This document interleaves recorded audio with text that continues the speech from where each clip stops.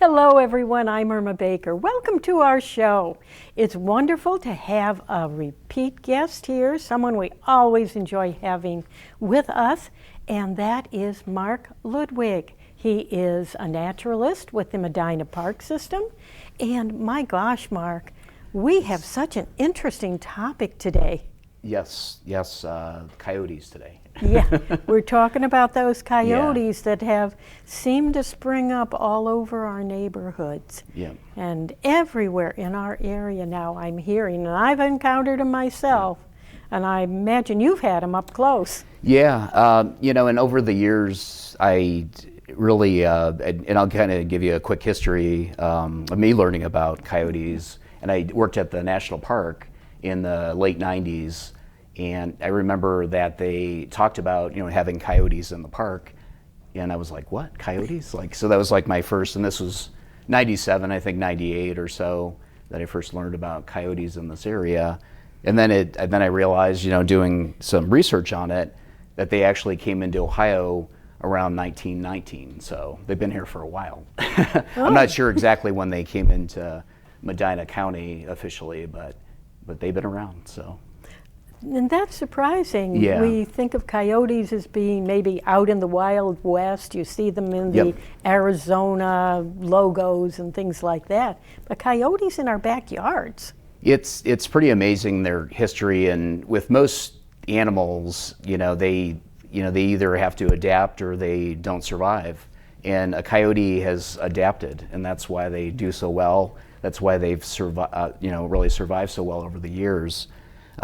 They, basically their population started out west, in the, early 1800s or so. But the records, they've been around for a while. But their population expanded because of the eradication of the wolves and a lot of other bigger carnivores. So that opened up territory for them to come in and just kind of, fill that niche, or, so they are a very important predator to have. Well, when I had an encounter with a coyote, at first, since he was off in the distance between a couple houses, I thought it was a big dog. Yeah. So they're around the size of like a German Shepherd or something like that? And I'll describe that. So they're kind of slender in appearance, and we usually say like a medium-sized dog. As far as the weight, 30 to 40 pounds, and I think like 49 pounds or 50 pounds is like the extreme. But a medium-sized dog, I say they generally look like a German Shepherd, or collie mix. A lot of times people describe them as. Now the difference when you're actually looking, whether it's a coyote or a dog, the coyote, when it's running, it'll actually hold its tail below the back. So whereas a dog is usually the tail's raised or sticking out, but then the tracks, if you're looking at tracks on the ground and you're deciding whether is this coyote tracks or is it dog tracks, they are very similar. So sometimes it's tough to tell. Obviously, like a large dog, the print's going to be pretty big. But with coyote tracks, really the easiest thing to do is to follow like the trail. If it's a straight trail of tracks, it's generally going to be a coyote. If it's zigzagged, because if you ever take your dog for a walk, you notice that it wants to smell everything, from one side of the trail to the next. So there's like, a zigzag pattern of tracks. Whereas coyotes, they usually have a destination in mind, and they're going, like straight as an arrow. So that's probably the easiest way to tell. So coyotes are more single-minded. Yeah. So they're on a mission and they're headed that direction. So they are larger than a fox. A fox is generally 15 pounds. The red fox that we have in this area. We do have a few gray fox as well, but they're smaller than a wolf. A lot of people, when they see them, they think, wolf. But a wolf is, they can be up to 100 pounds, I think 150 pounds at the extreme. So they're much bigger animal, whereas coyote, like I said, is about 30 to 40 pounds. The colorations vary. Majority of them, they describe them as like a gray to a rusty brown color, off-white sometimes. But like I said, German Shepherd, to me, that's kind of what they look like.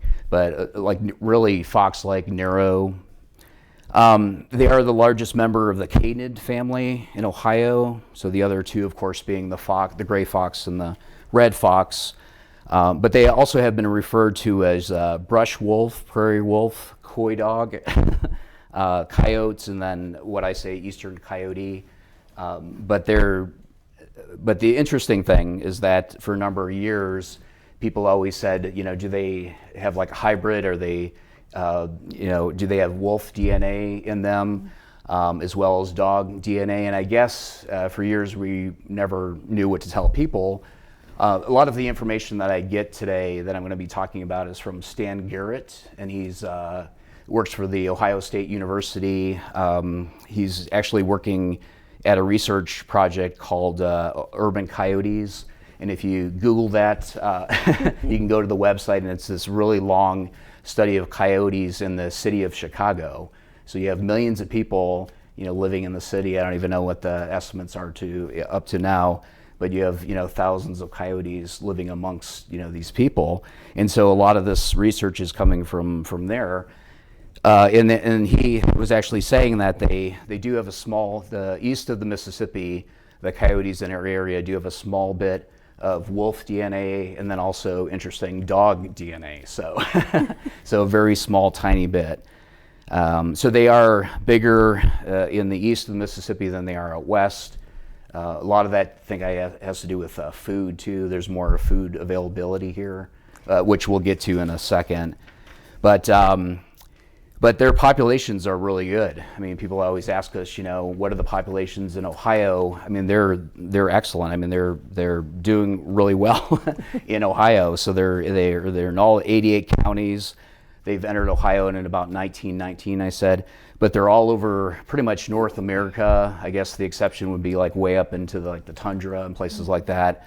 All over North America, they've expanded their range. Like I said, initially it was out west they started, but down into Mexico, and then according to Stan Garrett, they even crossed the Panama Canal now, so they're now heading into South America, which is a whole new world. So they really adapt, and they can live anywhere. They can live, a lot of people think the forest, is a place they live. Open areas are probably something they prefer. But they live in cities. I live in Akron. They live in Akron, along with people. Cleveland has a healthy population, but Chicago is amazing because these canids, they've adapted to living around people. A lot of times they're living in parks and places like that, but there's some that they've actually captured on footage of the coyotes walking down the street, like kind of the background, walking on the sidewalk at night, and they wait for cars to go by, and they'll cross the street. They've even encountered some that wait for lights to turn red before they cross the street, and they just are very adaptive. And I heard that from some friends of mine who said that every evening there's a coyote couple that goes strolling down the middle of the street. Yes. Yep, and and usually that's why they're out at night, is to avoid people. So their populations are so good because they avoid us. We'll kind of talk about some prevention tips and things like that in just a little bit. But their ranges have expanded everywhere. They are also, I wanted to mention, they are the perfect size predator. So they can eat larger prey, but most of the prey they eat is smaller. So they love voles, which are probably their favorite rodent, and a vole is kind of like a mouse. Instead of like a mouse, like a Mickey Mouse ears, their ears are kind of more towards their head, so they're not sticking out as much. But the voles kind of remind me of like gerbils, but they love to eat those, and apparently in Chicago they found eating like every 15 minutes they would eat these like continuously. But they're also scavengers, so they eat roadkill, including deer and animals like that. So they help to clean up. And Joanne has the list up there. So 40% of their diet is the small mammals, voles, mice, chipmunks, squirrels, 20% rabbit, 20% deer, but that's, like I said, primarily from roadkill. Can they take down a healthy deer? Most likely not. There are cases where, like in Chicago, that Stan was commenting that they can, but there's a couple of them that kind of work at it. But most of the time, it's either maybe a sick or already dying deer, or fawns, of course. But a lot of the time, it's roadkill, deers that were hit by car, and they're scavenging off of that. But then also, 20% of their diet is plants. So they're all kinds of eateries. They are not strictly carnivores, but they're also not strictly vegetarians either. Yep, they're, I guess, omnivore is a word that we use a lot. Omnivores, sure. And he was actually even commenting that when they eat the vole, they'll actually swallow it whole, or mouse, they swallow it whole. But when it comes to birds, which they will occasionally eat, they actually sit there and they pluck every feather out before they swallow it, like every single feather. It doesn't matter, the vole has fur on it, they swallow that. But the birds, they take all the feathers off before they swallow it. So, but yeah, so mostly what they're preying on is small mammals. Well, that brings us to the issue then. Small mammals, there are a lot of dogs out there, especially as the coyotes are wandering through populated areas. Yep, and they so with dogs, there's a couple of things, and then I guess we can get into prevention. I do have a really cool video to show you too, so we're going to make sure we have time for that. But with dogs, especially, and this is coming from what Stan and his research. So most cases with coyotes, he actually says that coyotes are afraid of dogs. The problem becomes when they get into their territories, which is, I'm not sure when this episode is going to air, but usually now they've established their territories, and then when they have their young into April and May, that's when they're getting territorial. And a lot of times what happens is a dog, even though it may be your backyard, if you have a forested backyard, or like even in Chicago, if he had some pictures where a log was right by a house and the coyotes decided to have their den there, raise their young there. So even if it's your property and your dog's property, the coyote thinks it's his. So when the dog, when he sees it in the yard, they see it as a threat. So a lot of times when the dog is getting attacked, because it's in their area, in their territory, and they see it as a threat. If they're, for instance, you mentioned a backyard. If the coyotes routinely follow a path, like every evening they go through this yard, does that then become their territory, and the dog then, even though it's his backyard? Exactly. It's the coyote's territory. He doesn't know like boundary lines, where humans live or dogs live. I mean, that's his territory. They've established that. So that's where it becomes conflict. And Stan actually even says that dogs, as far as like a food, that they rarely take them for food. He said that, like I said, they're mostly afraid of dogs in most cases, but then it becomes that territory issue, and then that's what happens. So as far as like what you can do as far as prevention of making sure that doesn't happen, I guess doing a lot of the research on this program, one of the things, and what he was saying also, is the feeding of animals, whether it's your cat or your dog. Just unintentional feeding, like leaving food out for your dog outside, might possibly bring the coyotes in, because they're thinking, oh well, there's an easy meal right there. There's a whole bowl of food. Hey, I'm going to help myself. And then what happens is they start to lose their fear of people. They start to lose their fear of like everything around them, and that becomes an issue. Like even feeding cats outside, the same issue. It's free food. It's an easy meal. They're gonna so unintentional feeding is not good. But then also people, there's cases, and this is kind of interesting, of a lady, I think it was either at a park or a cemetery, where a coyote was living. She would actually honk her horn every morning. The coyote would come running out, and she would feed it, and I think like dog food or something. Mm-hmm. So when the coyote heard the horn in the morning, it would come out, and and she would feed it. So obviously, right there, that's a red flag that And usually what we say is fed wildlife is unfortunately dead wildlife, because they lose their fear of people, they lose their fear of everything around them, and then it becomes an issue where... Do they also lose their ability to scavenge for food? Exactly. They're going to find, prey. Like in the city, he's done these studies where they're eating the voles and the rodents. Some of them actually, he's found out that they're eating garbage.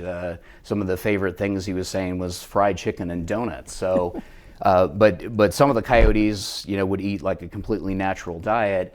But then you have the other coyotes, kind of, I guess, like people too, wanted the fried chicken and the donuts, the leftovers, so it was very interesting. So they'll eat just, about anything they can, especially an easy meal like that. So that feeding is important. There's other things that you can do as well. One of the things I guess they really don't like, if you notice a coyote, I guess the easiest thing to do, if you notice that it's acting aggressive, and I don't mean aggressive like, you're seeing it in the backyard, walking, its normal route at night. Aggressive is, coming up to you like, growling almost like a dog, or lunging, or even trying to bite. That's aggressive. So if that happens, report it to animal control. If you notice that in the park, obviously report it to us.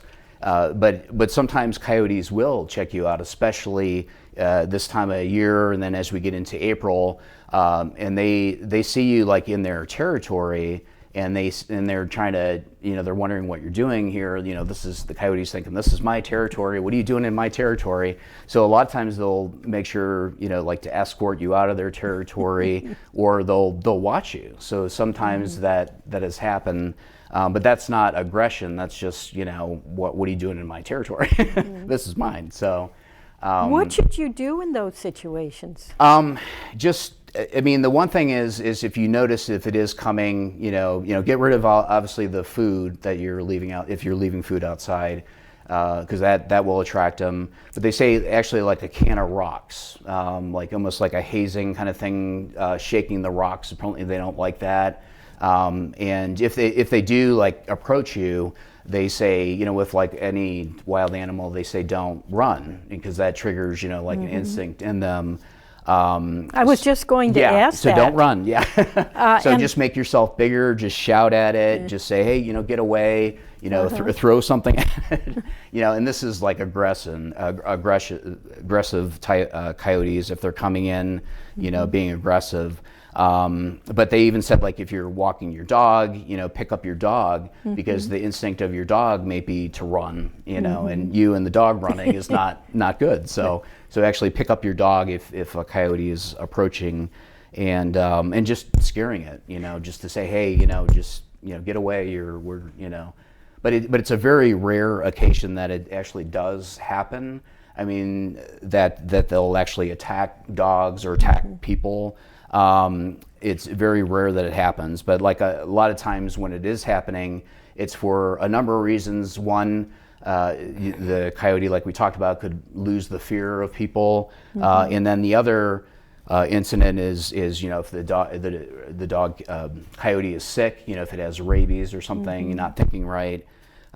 They even did like investigative, I think Stan was calling it, in Chicago, where somebody was sleeping in a park, and they, and this is the coyote's territory, and the coyote ran up to him and bit him, and just to say, hey, what are you doing in my territory? I'm not sure who you are. So the guy was asleep, and then got bit by the coyote, just, because the coyote wasn't sure why.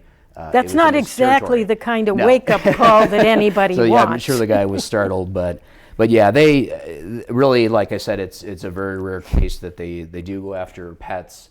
Like even cats, apparently, like the feral cats know where the coyotes are. So even in Chicago, and I'm sure similar to this area, they'll avoid coyotes. It's like the indoor-outdoor cats, or mostly indoor cats, and then you let your cat outside. Those cats do not know where the coyotes are. So if there was one in the backyard, certainly they may attack it, but it is like a pretty rare occasion that even happens. Most cats will, avoid coyotes because they want nothing to do with it. And so the feral cats actually know, where the coyotes are. They actually radio collared not only the coyotes but also the feral cats, and they found out they're not even around the coyotes, which was really interesting. So the coyotes and the cats tend to avoid each other? Right, exactly. The feral cats, indoor cats, they're not sure what's going on. So, and then the other thing to do with a dog, especially, that's most people are concerned about that, is just to watch it. If you have coyotes, in the neighborhood, just keep an eye on your dog. They just say, just keep an eye on it.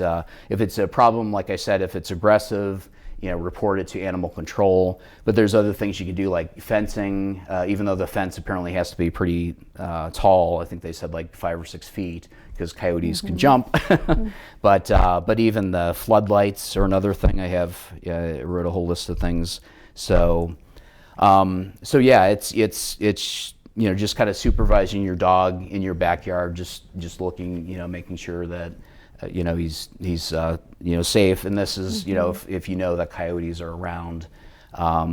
But the last thing I want to do is I want to make sure that we show the video, and I'll talk more about this. But this is a video that my coworker and I, Natalie, and we took this probably about 2 years ago, and then this is at Owen Slugger Nature Center, right outside our visitor center, so it wasn't really too far. And they were denning, I think maybe under a bridge that we have, or at least close to the bridge. And we were we weren't, right, 2 feet away from this coyote. We were quite a distance away. So you're using a zoom lens. Zoom lens, so yeah, so keep that in mind. But yeah, she took this of this little one. This was like the day before, and I think there were five coyote pups. And then, like I said, and this time of year was, I believe June, but when they actually do have their litter, it's in April. So, and then this is the footage. I came out the next day, and I got this additional footage, and this one's a little bit longer. That guy's just happy as can be. Both of them are yawning, but this one on the bridge is interesting because you'll see it in a couple of minutes.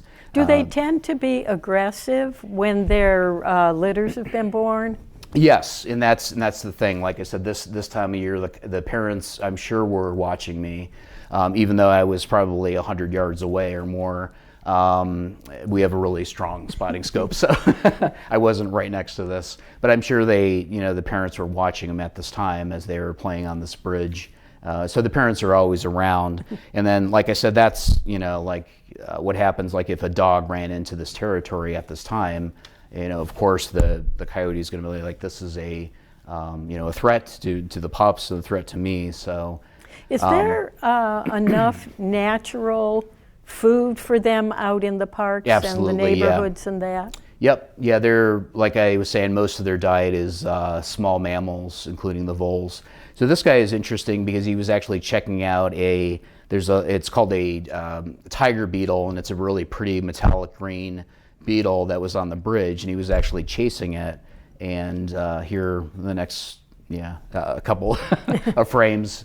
So he's actually chasing this little bug as it's flying around. Learning his hunting skills. Yes, learning his hunting skills. And then but he scratches a lot. And then eventually he'll actually play with a rock. So much like a dog, they're related to dogs. So they do have they play a lot with objects and things like that.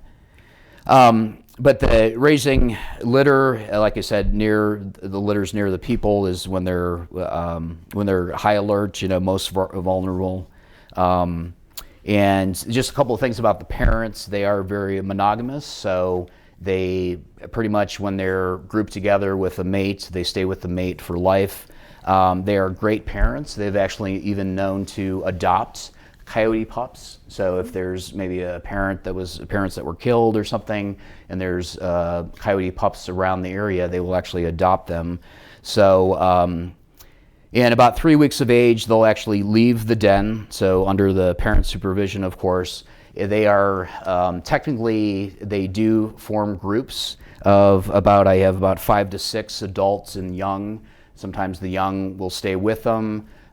Sometimes from other groups will join them, but there's usually, and we call these family groups. So not necessarily packs. In other places, I think Stan was even calling them packs, but they're kind of family groups. And the biggest difference between a pack and family groups is that the pack animals like wolves will actually hunt together, whereas coyotes, they hunt separate. So they hunt by themselves usually. So they don't hunt as a family or a group, but they're called family groups is what we call them. And then I guess the last thing that I want to say is that they, once again, I already said this, that the coyotes have become an important part of our ecosystem. They fill a much needed role left empty when larger predators were eliminated from Ohio. I think I already said that. But the thing I kind of want to end on is that if you see a coyote, that's not acting aggressive, just enjoy it. It's just... don't get too close. Don't get too close, obviously. But yeah, you don't want to pet it. It's not like a dog or cat, but just enjoy it being out there. I mean, they've quickly have become one of my favorite animals in nature just because they adapt so well and they're really cool. So just enjoy the animal, just appreciate it for what it is. And it's cool that they are in this area. So enjoy it from a distance. Yes. Yep. Absolutely. And don't approach it. Yes. Mark, it's been so wonderful having you with us again, and we'll have to make sure we get you back. Yes. So thank you so much, thank you all for viewing. And for RSVP, I'm Irma Baker.